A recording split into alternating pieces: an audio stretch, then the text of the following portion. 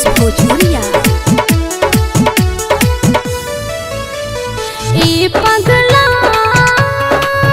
हमें चाहे लो कितना, ए पगला, ए पगला हमें चाहे लो कितना, ए पगला याद न तुहरा बीतला सारी रतिया जगला रे।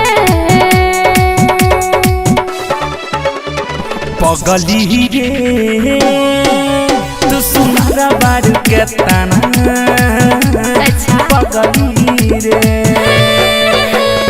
पगली रे तू सुनहरा बारू के तना, पगली रे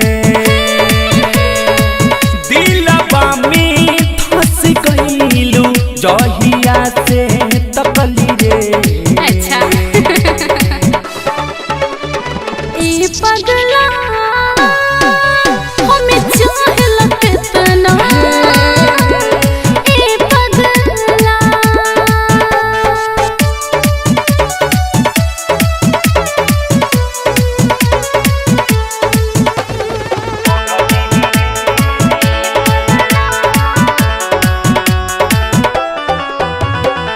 प्यार से कितना और लो तू हमरो यार बड़ाई हो, तू से दूर होके अब ना हमके रहल जाई हो।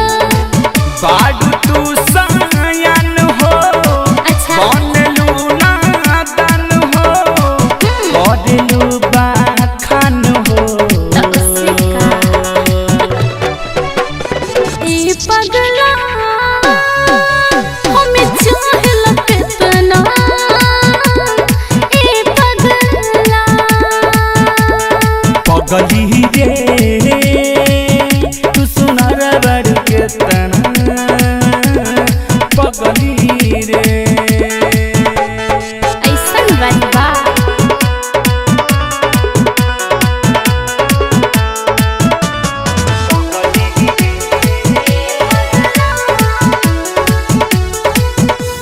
ओ चाहे चल बेसबर हो, जादू कितना कोइला हो, ओखिया के रहे हमरा दिल में समैला हो।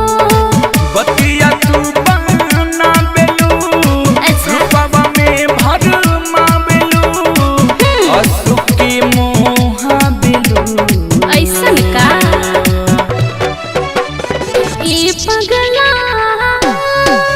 हमें चाहे लो कितना, ए पगला पगली रे